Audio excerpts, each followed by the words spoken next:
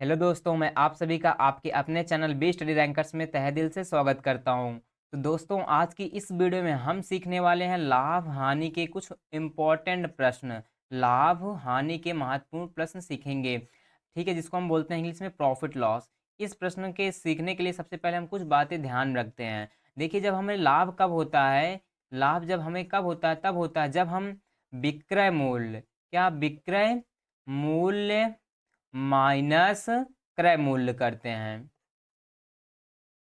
विक्रय मूल्य माइनस क्रय मूल्य करते हैं। विक्रय मूल्य को हम डिनोट करते हैं एसपी, क्या एसपी, और माइनस क्रय मूल्य का मतलब क्या होता है सीपी। एस से मतलब सेलिंग प्राइस होता है, इंग्लिश में बोलते हैं, और सीपी से मतलब कॉस्ट प्राइस, जिसको हम बोलते हैं लागत मूल्य भी। ठीक है, तो जब हम एसपी में से सीपी को घटाते हैं तो हमें क्या मिलता है, लाभ मिलता है। अब उसके बाद जब हानि फिर हमें कब मिलती है, जब हम क्या क्रय मूल्य माइनस करते हैं विक्रय मूल्य को। विक्रय मूल्य को जब हम घटाते हैं तब क्रय मूल्य क्या होता है, सीपी से डिनोट करते हैं, सी इंटू पी माइनस एसपी विक्रय मूल्य। ठीक है, मतलब जब हम विक्रय मूल्य में से क्रय मूल्य को घटाएंगे, विक्रय का मतलब मूल्य का मतलब जो बेची गई है, और क्रय मूल्य का मतलब जो वस्तु खरीदी गई है। ठीक है, अब और हानि कब होती है, जब क्रय मूल्य में से विक्रय मूल्य हम घटा देते हैं। ये थे हमारे पास दो फॉर्मूले, इसको हमें ध्यान में रखना है। ठीक है, तो अब हम इसको प्रश्न को सॉल्व करते हैं। देखिए, हमारे पास पहला प्रश्न है, रहीम ने एक घड़ी 1400 में खरीद कर 1600 में बेची। तो यहाँ पे जो चीजें खरीदी है इसको हम बोलते हैं क्रय मूल्य। क्या यानी इन्होंने खरीदा है, क्या क्रय मूल्य, जिसको हम बोलते हैं जो यहाँ पे घड़ी खरीदी है, लगाई है, पैसा आपने लगाया है, लागत मूल्य लगाया है 1400 रुपये। अब उसके बाद बेच दिया है, तो अब इसको हम क्या बोलते हैं, विक्रय मूल्य। क्या बोलेंगे, विक्रय मूल्य, जो इन्होंने बेचा है। तो अब बोला है कि कितना लाभ हुआ ना, तो लाभ हम कैसे निकालते हैं, अभी फॉर्मूला पढ़ा, लाभ बराबर जो आपका विक्रय मूल्य है, विक्रय मूल्य हमारा कितना है 1600, माइनस घटा देना जो हमारा क्रय मूल्य है, कितना है 1400। ठीक है, जीरो में से जीरो जाएगा, जीरो में से जीरो गया। अब 6 में से 4 गया 2, एक में से एक गया तो कुछ नहीं बचेगा, तो क्या बचा 200। 1600 में से 1400 घटेगा, कितना आ जाएगा 200। अर्थात रहीम को कितने का लाभ हुआ, कितने रुपए का लाभ हुआ 200, क्योंकि उन्होंने घड़ी 1400 में खरीदी, 1600 में बेच दी, तो उसे कितना लाभ हुआ 1400 का। तो पहला प्रश्न समझ में आ गया होगा। अब बढ़ते हैं नेक्स्ट प्रश्न की ओर। अब हमारे पास आता है प्रश्न नंबर अगला, दूसरा प्रश्न हमारे पास दूसरा है। देखिए, गीता ने एक साड़ी 725 में बेची, इसमें 125 की हानि हुई। ठीक है, हानि हुई, साड़ी का क्रय मूल्य ज्ञात कीजिए। क्रय मूल्य ज्ञात करवा रहा है। अब देखिए, जो बेचता है, बेची गई चीज को हम क्या बोलते हैं, एसपी में, मतलब एसपी में रखते हैं। ठीक है, जिसको बोलते हैं विक्रय मूल्य। और हानि हुई 125 की हानि हुई, हानि का मतलब इसको क्या हुआ, लॉस हुआ। क्या हुआ, लॉस हुआ। ठीक है, तो अब बोल रहा है क्रय मूल्य ज्ञात करना है। अभी हमने लॉस का जो फॉर्मूला पढ़ा था, हानि बराबर क्या पढ़ा था, लॉस बराबर, हानि बराबर यही तो पढ़ा था कि सीपी माइनस एसपी, मतलब कि क्रय मूल्य में से विक्रय मूल्य घटाते हैं। हमें क्या पूछ रहा है, क्रय मूल्य, क्रय मूल्य हमारा होता है एसपी, एसपी का सीपी, सॉरी क्रय मूल्य क्या होता है सीपी, सीपी का मान चाहिए। तो सीपी का मान चाहिए तो ये माइनस में इस साइड आ जाएगा प्लस में, तो यहाँ पे इस साइड आएगा तो लॉस प्लस क्या है एसपी, तो यहाँ पे एसपी माइनस में आ जाएगा प्लस में। हमसे क्या पूछा था, क्रय मूल्य मतलब सीपी, तो सीपी क्रय मूल्य होता है। अब देखिए, लॉस हमें कितना दिया है 125 रख लिया, प्लस सिम यहाँ पे है एसपी, मतलब सेलिंग प्राइस, मतलब जो बेचा है, बेचे कितने में है 750 में। तो यहाँ पे क्या हो जाएगा, इसको जोड़ लेंगे, 5 में 0 जुड़ेगा 5, और 5 में 2 जुड़ेगा 7, 5 2 7, और 7 और 1 8। यहाँ पे क्या आ गया 875। यहाँ पे हमारा सीपी का जो मान हो गया, जो हमारा क्रय मूल्य आया, हमारा क्रय मूल्य 875 आया। यही हमें ज्ञात करना था, क्योंकि जो गीता थी वह 750 में साड़ी को बेची थी, 125 की उसे हानि हुई थी। इसका मतलब ये है कि उन्होंने जो साड़ी खरीद के लाई थी, वह साड़ी 875 की खरीद के लाई थी। ठीक है, प्रश्न दोस्त भी समझ गए। बढ़ते हैं नेक्स्ट प्रश्न की ओर। अब हमारे पास आता है प्रश्न नंबर तीसरा। यहाँ पे है प्रश्न हमारे पास तीसरा। देखिए, इसको सॉल्व करते हैं। एक किसान ने एक गाय 1300 में खरीदी और उसे 250 की हानि उठाकर बेच दी। किसान ने गाय कितने रुपए में बेची? देखिए, एक किसान था, एक गाय 1325 कितने में खरीदा? 1300 में खरीदा, मतलब कि इन्होंने सीपी क्या किया? सीपी किया, मतलब कि क्रय मूल्य किया, खरीदा, जो खरीदता हुआ 1300 में उन्होंने खरीदा और उसे 250 की हानि उठाकर बेच दी। मतलब क्या हुआ? उसे हानि कितने की हुई? 250 की हो गई। भैया जब जो गाय है वह 1300 में खरीदा उन्होंने और 250 की हानि उठाकर उन्होंने बेच दिया, तो किसान ने गाय कितने रुपए में बेची?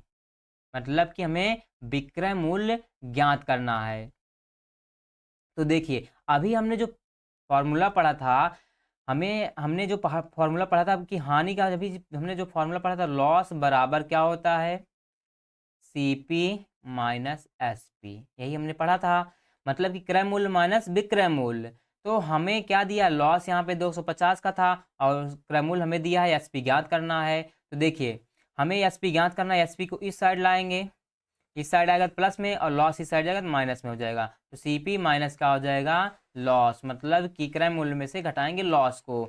यहाँ पे एसपी बराबर हो जाएगा, क्रय मूल्य हमें कितने में खरीदा है? 1300 में, और माइनस से लॉस कितना हुआ? 250 का।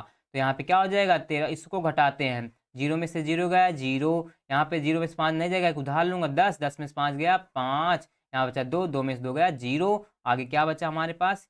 यहाँ पे देखिए, जीरो में से जीरो जाएगा तो जीरो आएगा, और यहाँ पे जीरो है, एक इससे उधार लूंगा तो यहाँ बचेगा 10 में से 5 गया 5, फिर यहाँ बचेगा 11, 11 में से 2 गया कितना आ जाएगा? 9। यहाँ पे क्या है? 950। तो यहाँ पे जो विक्रय मूल्य होगा कितने में बेचा है एसपी? 950 में उन्होंने बेचा है। तो सिंपल सा बात थी कि जो खरीद मूल्य था सीपी, उसी को यहाँ पे जो लॉस हुआ है 250 में, 1300 में से मुझे 250 माइनस कर दो, घटा दो, तो सिंपल सा आ जाएगा कितना? 950। डायरेक्ट आपका यही उत्तर हो जाएगा। ठीक है, तो यही फॉर्मूले पे, दो फॉर्मूले पे हमारे क्वेश्चन लग रहे हैं। बढ़ते हैं अगले प्रश्न की ओर।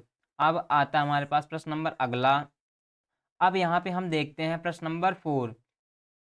देखिए, एक दुकानदार ने 8400 में सोफा सेट खरीदा, उसकी धुलाई धुलाई में 400 रुपये खर्च हुए।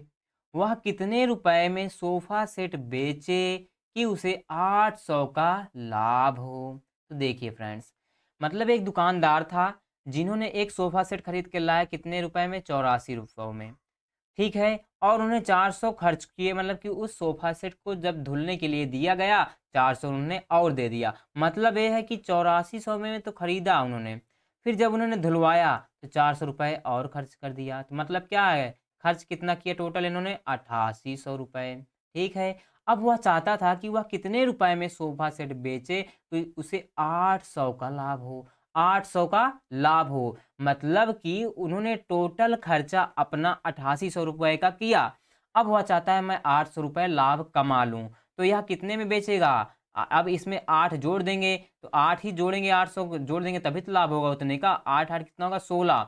यहाँ पे जीरो में जीरो जुड़ेगा जीरो, और 8 8 16 की 6, हासिल 1, और 8 और 1 9। जब 8800 में 800 जुड़ेगा तो बेचेगा कितने में? 9600 में। तो मतलब वह कितने रुपए में सोफा सेट बेचे कि उसे 800 का लाभ हो? मतलब कि वह बेचेगा कितने में? 9600 में। कितने में बेचेगा? 9600 में बेचेगा, तभी उसे 800 का लाभ होगा। तो यहाँ पे हमारा आंसर क्या हो जाएगा? 9600। ठीक है, क्योंकि भाई जब 8400 में खरीदा और 400 रुपये धुलवाने के लिए दे दिया, तो टोटल खर्चा कितना हो गया उसका? 8800। और वह चाहता है कि मैं जब इतने में बेचूं, कितने पैसे में, मुझे 800 का लाभ हो जाए। तो भैया जितना खर्च किया उससे 800 आगे जोड़ दो, आ जाएगा वही आपका 9600 में वह बेचेगा, तभी उसे 800 का लाभ हो जाएगा। ठीक है, अब बढ़ते हैं हम लास्ट प्रश्न की ओर। प्रश्न 5 देखते हैं, इंपॉर्टेंट है। देखिए, एक दुकानदार ने 1 दर्जन अंडे 60 में खरीदे। कितने रुपए में खरीदे? 60 रुपए में। उसने एक अंडा 6 रुपए में बेचा, तो 1 दर्जन अंडे बेचने पर उसे कितना लाभ होगा? तो देखिए, सबसे पहले यहाँ पे देखते हैं, एक दुकानदार ने 1 दर्जन अंडे 7 में खरीदे। इस बात का मतलब देखो, 1 दर्जन अंडे, 1 दर्जन का मतलब क्या होता है? 12। क्योंकि वो अंडे कितने हैं, 12 अंडे हैं। तो 12 जो अंडे हैं उन्होंने कितने में खरीदे, 60 रुपए में। 60 रुपए में 12 अंडे खरीदे। अगर हम देखें एक अंडे इन्होंने कितने में खरीदा, एक अंडा का मान निकालूं तो 12 इधर आ जाएगा बटे में, 60 बटे 12, क्योंकि गुणे में 12 पंचे 60। तो उन्होंने एक अंडा 5 रुपए का खरीदा। अब वो बोल रहा है कि उसने एक अंडा 6 में बेचा। अब यहाँ पे वो बेच कितने रहे हैं, एक अंडे को कितने रुपए में बेच रहे हैं, 6 रुपए में। खरीदा कितने था, 1 रुपए, एक अंडे को 5 में, बेच रहे हैं 6 में। तो 1 दर्जन अंडे बेचने पर उसे कितना लाभ होगा। तो भैया 1 दर्जन का मतलब कितने अंडे, 12 अंडे। यहाँ पे 1 दर्जन का मतलब कितने अंडे, 12 अंडे। तो अब कितने रुपए में बेच रहा है एक अंडा, 6, तो 6 से गुणा करा देंगे, 12 छंग 72। तो वह अब 12 अंडा जब बेचेगा तो 72 में बेचेगा। पहले टोटल खरीदा कितने था, 60 में, अब बेच कितने रहा है, 72 में। तो लाभ कितना का होगा, खरीदा इतने का, तो इसका कॉस्ट प्राइस लागत मूल्य है, बेचा कितने मतलब सेलिंग प्राइस, ये है हमारा विक्रय मूल्य। तो लाभ हम कैसे निकालते हैं, कितने का लाभ होगा कि जो यहाँ पे यहाँ हमारा जो सिंपल है 72 है, 72 सिंपल जिसको हम बोलते हैं सेलिंग प्राइस ना, 72 में से हम 60 को घटा देंगे। तो देखिए 2 में से 0 2 और 7 में से गया 1, यहाँ पे कितना आ जाएगा, 12 का। तो उसे कितने लाभ होगा, 12 रुपए का ही तो लाभ होगा भैया। 60 अंडे खरीदा, सॉरी 60 रुपए में अंडे खरीदा कितने, 12 अंडे खरीदा 60 रुपए में। अब वह भैया 6 रुपए में एक अंडा बेच रहा है। तो अब जब 6 रुपए में एक अंडा बेच रहा है तो मतलब कि 1 दर्जन बेचेगा, तो 12 छंग 72 अंडे बेचेगा। 60 का खरीद 60 रुपए लिया था, अब 72 में बेच दिया। 72 में हम सिंपल सा 60 घटा देंगे तो कितना आएगा, 12। तो उसे लाभ कितने रुपए का हो रहा है, 12 रुपए का लाभ हो रहा है। ठीक है, तो यही थे हमारे 5 प्रश्न जो प्रॉफिट लॉस के हमने छोटे से लिए थे, क्लास 5 के प्रश्न थे, मोस्ट इंपॉर्टेंट थे। ठीक है, इससे हमारे बेसिक कैलकुलेशन इंप्रूव होती है, सोचने की क्षमता बढ़ती है। ठीक है, अगर आपको यह वीडियो पसंद आई है तो इस वीडियो को लाइक करना, अपने फ्रेंड्स के साथ जरूर शेयर करना। अब मिलते हैं नेक्स्ट वीडियो में, तब तक के लिए जय हिंद।